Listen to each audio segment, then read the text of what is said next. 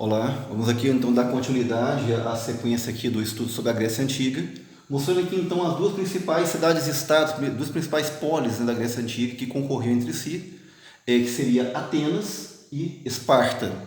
Atenas então, localizada geograficamente na região da Ática, seria então a Grécia peninsular, a Grécia litorânea, por isso mesmo mais voltada para o comércio marítimo, enquanto que voltada para o artesanato, para o desenvolvimento cultural, a diplomacia, enquanto que eu vou ter a Esparta do interior do continente, do território grego, região montanhosa do Peloponeso, região da Lacedemônia, por isso mesmo mais voltada para a defesa, né, para a defesa militar e estratégica do interior, com atividade mais agrícola e pastoril. Muito bem. Vamos entender quais são as principais características de diferenciação entre as duas. Atenas é o ponto de referência da polis grega quando se diz respeito à questão da democracia, da República Grega. Muitas cidades-estado tentaram imitar Atenas em alguns aspectos. Esparta foi um pouco diferenciada, tentando concorrer com Atenas na sua proposta. Vamos entender Atenas primeiro.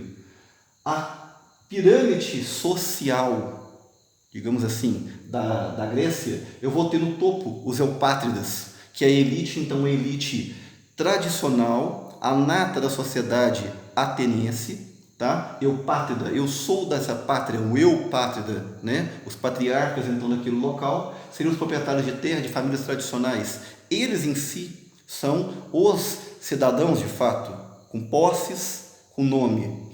Abaixo deles, intermediário, eu vou ter os metecos. São pequenos comerciantes e artesãos, em sua grande maioria esmagadora, estrangeiros. Meteco, só lembrar que foram introduzidos, se meteram, entre aspas, introduzidos, então, na sociedade ateniense. Eles, então, não vão ter os direitos sociais de cidadão grego ateniense plenos, mas lhes é permitido participar da economia grega, né, como comerciantes. E abaixo, a base de toda a pirâmide, eu vou ter, então, quem? Os escravos. Esses escravos, então, em sua maioria estrangeiros, ou alguns até de outras cidades gregas, né? Outras polis gregas, e alguns até mesmo de Atenas por escravidão, por dívida. Então, enfim, uma sociedade de escravos privados, particulares, onde eles são a maioria. Por que o escravo é maioria em relação ao trabalhador livre, em relação aos camponeses e operários em Atenas? Lembrando, em Atenas criou-se muito a questão da contemplação da natureza e da busca pela questão da arte, do artesanato, digamos assim, uma característica da intelectualidade filosófica de Atenas, onde o dia seria dividido em 3 partes. 8 horas para se dormir, se descansar, 8 horas para poder se contemplar a natureza e as artes, e 8 horas para poder estudar, adquirir conhecimento. Pergunta: quem iria produzir? Quem iria plantar, construir, cuidar da sociedade? Os escravos. Então, digamos assim, seria então a base para o ócio, entre aspas, produtivo que o mundo ocidental desenvolveu, né? Tem uma base então ateniense, daí tantos escravos naquela sociedade.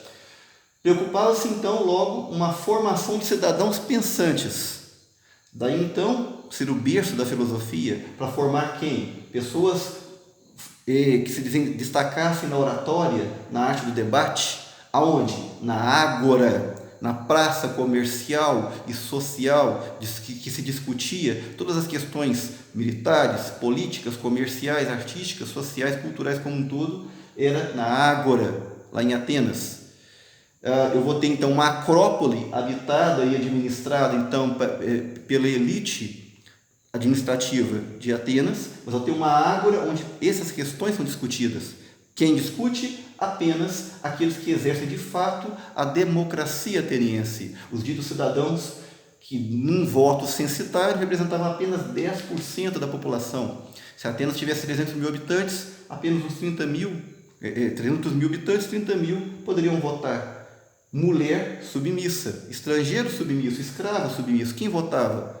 Homens, no mínimo 21 anos, com posses, alfabetizados. Um grupo bem restrito. Este é o formato, então, da democracia ateniense. Uma sociedade que tinha, então, teve o pioneirismo de propor não um poder vitalício hereditário de um rei, mas um poder provisório para um grupo de pessoas conhecidas como Senado, que se revezaria então no poder por um processo democrático feito pelos eupátridas, pelos cidadãos de fato. É uma proposta que depois vai ser desenvolvida melhor, né, entre o século XVIII e XIX, dando formato à democracia que nós conhecemos hoje. Muito bem. Esparta. Esparta já vai ser então uma sociedade em que a pirâmide social dela, eu tenho o topo os esparciatas, dá o nome espartanos de fato, né? São proprietários de terra, proprietários de escravos, são os grandes guerreiros, oficiais das forças armadas, diga de passagem, porque é uma sociedade guerreira. Abaixo deles eu vou ter então os periecos, também estrangeiros, também pequenos artesãos e comerciantes, com o mesmo papel dos metecos. Os periecos então, os metecos em Atenas, os periecos em Esparta, a grosso modo comparando, e abaixo de tudo eu vou ter os ilotas. Ilotas que podem ser não só escravos, prisioneiros de guerra, servidão por dívida, mas podem ser também espartanos pobres, sem títulos, sem posses, servos, que prestam serviços ao governo, ao Estado. Uma característica interessante também em Esparta. A propriedade privada existia? Sim, mas bem mais regrada do que em Atenas, onde os escravos em Esparta pertenciam ao Estado, uma boa parte das terras também. Lembrava então Esparta como se fosse um elo perdido entre o modo de produção asiático, dos gregos, dos mesopotâmicos, egípcios e persas, e o modo de produção clássico de Atenas. Praticavam não a oratória e o debate, praticavam, na verdade, a xenofobia, o isolamento, a estratégia militar de se isolar, desconfiantes do estrangeiro, praticavam o que também? Guerreiros sem defeito, a perfeição do corpo desde que nasciam. Crianças eram inclusive executadas se demonstrassem algum tipo de defeito físico logo ao nascer. E eram treinados para desenvolver ao longo de suas vidas, até os 14 anos de idade, o laconismo. O que é laconismo? Da Lacedemônia, da região da Esparta. Laconismo seria falar pouco, ser monossilábico, agir mais e falar menos, bem diferente da oratória lá em Atenas.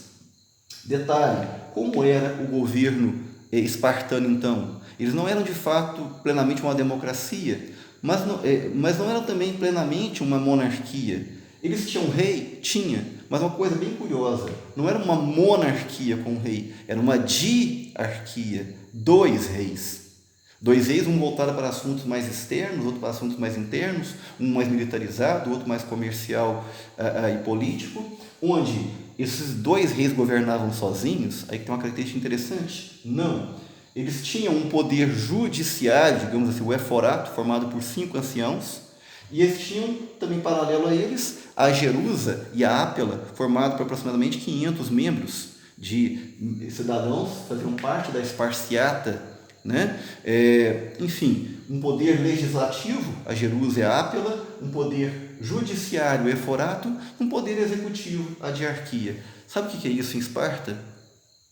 Ela simplesmente foi o embrião, tudo indica, o embrião da primeira experiência de monarquia parlamentarista da história, nos moldes da Inglaterra, no século XVII para XVIII.